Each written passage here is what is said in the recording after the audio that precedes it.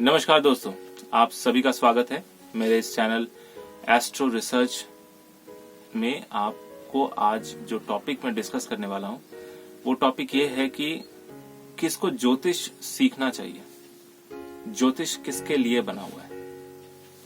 जैसा कि आप सभी को पता है कि हमारे हिंदू धर्म में, हिंदू शास्त्र में वर्ण का एक पैटर्न बनाया गया था, जहां पर लोग जो है अपने कर्म के हिसाब से उनका जो ओहदा है वो डिसाइड किया गया था। वैसे बेसिकली 4 वर्ण थे, ब्राह्मण, क्षत्रिय, वैश्य और शूद्र। ब्राह्मणों का काम था विद्यार्जन और विद्यादान, क्षत्रियों का काम था प्रोटेक्शन और लॉ एंड ऑर्डर को सही से चलाना, कानून व्यवस्था सही से चले और किसी भी बाहरी आक्रमणकारी से अपने देश को या अपनी जगह को प्रोटेक्शन दे।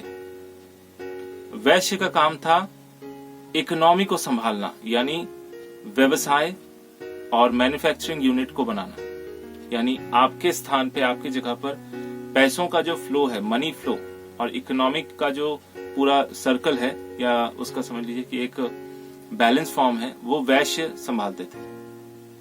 वो अपने देश से दूसरे देश जाते थे, वहां से अपने जो भी प्रोडक्शन होता था अपने देश में उसको कहीं और बेच के फिर वहां से उनके प्रोडक्शन वाली चीजें लेके आते थे। वस्तु विनिमय का काम उनका सबसे अहम था। और शूद्र जो थे वो लेबर कास्ट के थे। लेबर कास्ट मीन्स उनका काम परिश्रम करना था और उसमें भी स्किल्ड लेबर। एवं कोई भी मतलब ऐसा नहीं कि मजदूर उठ गए, वैसा नहीं। शूद्र नाम स्किल्ड लेबर को ही कहा गया था।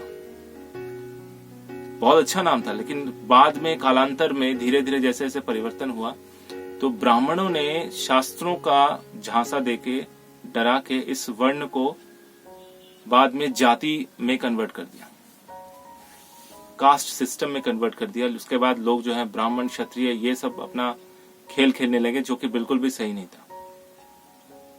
तो सबसे इंपॉर्टेंट बात यहाँ पे है कि ज्योतिष सीखने के लिए ब्राह्मण गोत्र या ब्राह्मण धर्म या ब्राह्मण जाति का होना जरूरी नहीं है। नो, ज्योतिष वही सीख सकता है जिसको इसकी समझ हो, जो बहुत जल्दी इसको कैप्चर कर ले, समझ ले। आप देखेंगे जो लोग ज्योतिष में इंटरेस्टेड होते हैं वो बचपन से ही, बहुत कम उम्र से ही उनका इंटरेस्ट होता है। कुछ लोग अपने समय के अभाव से थोड़े से उम्र में जाके सीखते हैं, लेकिन कुछ लोग जो है ना वो बचपन से ही चीजों को अपने ऑब्जर्वेशन में रखते हैं। अपने लाइफ को, अपने दोस्तों की लाइफ को, अपने फैमिली मेंबर्स की लाइफ को बहुत ही डीपली ऑब्जर्व करते हैं और धीरे धीरे उस ऑब्जर्वेशन को वो ग्रहों के साथ कनेक्ट करते हैं।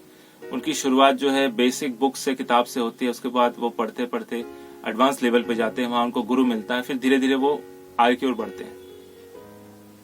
तो कुंडली में विशेष रूप से जिनके अष्टम भाव या अष्टमेश की स्थिति मजबूत है उनको ज्योतिष में इंटरेस्ट आएगा।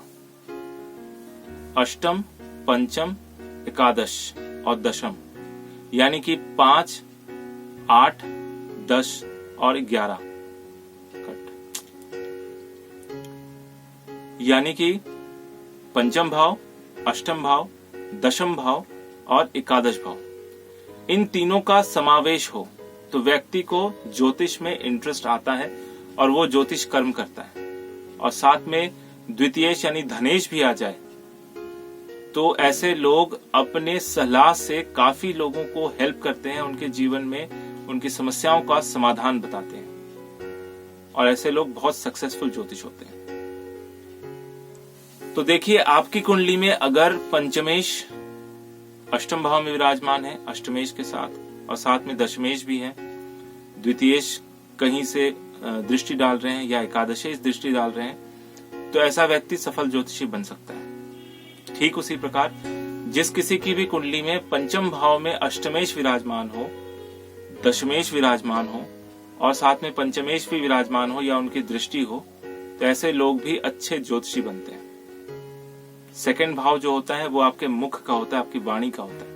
पंचम भाव जो होता है आपके इंटेलेक्चुअलिटी का होता है, यानी आपकी बौद्धिक क्षमता जो परम तत्व को जान सके, क्योंकि परम तत्व को जानने के लिए पंचम भाव बहुत आवश्यक होता है।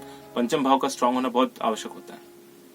और अष्टम भाव को कहा जाता है अकल्ट साइंस, यानी पराविज्ञान, जो आपके या हमारे या किसी भी प्राणी के परे जो चीजें होती हैं, इस पृथ्वी के परे जो चीजें होती हैं, उस विज्ञान को समझने के लिए अष्टम भाव का स्ट्रांग होना बहुत जरूरी है।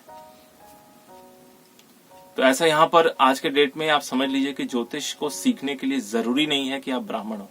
हाँ, ब्राह्मण होना एक प्राथमिकता है।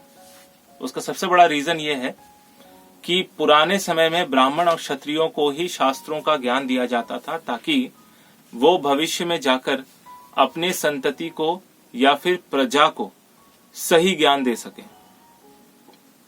क्षत्रियों को भी शास्त्र का ज्ञान इसलिए दिया जाता था कि वो सिर्फ शस्त्र चलाना ना जाने, बल्कि वो नीति भी समझे, क्या सही है क्या गलत है, इसका विचार वो सही से कर सके। तो आज के डेट में ये वर्ण व्यवस्था जो है वो पूरी तरह से खत्म हो चुकी है। आज के डेट में जो लायक है वही राजा बनेगा। तो जिनकी कुंडली में किसी भी तरह से पंचम, अष्टम, दशम, एकादश और द्वितीयेश का कनेक्शन बन रहा है, चाहे तो ये चारों ग्रह या पांचों ग्रह एक साथ विराजमान है, तो ये आपके लिए सबसे ज्यादा बेनिफिशियल होगा। आप उतने ही ज्यादा सक्सेसफुल ज्योतिष बन पाएंगे, उतने ही ज्यादा पॉपुलर बन पाएंगे। तो वर्ण व्यवस्था से बाहर आकर आज के समय में ज्योतिष हर उस व्यक्ति के लिए है जिसके मन में ये आकांक्षा रहती है कि वो ज्योतिष को सीखे। अब जो है हमारा जो पढ़ाई का सिस्टम है, जो हम बचपन से एजुकेशन लेते हैं, वो स्कूल बेस्ड है, विद्यालय बेस्ड है। पहले गुरुकुल बेस्ड होता था। गुरुकुल में सबसे पहले शुरुआत के जो 3 या 4 वर्ष होते थे, सिर्फ और सिर्फ ये पहचानने में जाते थे कि उस बच्चे के अंदर कौन सा ऐसा अच्छा गुण है जिससे उस गुण को सही तरीके से चैनलाइज करके उसको सही विद्या दी जाए।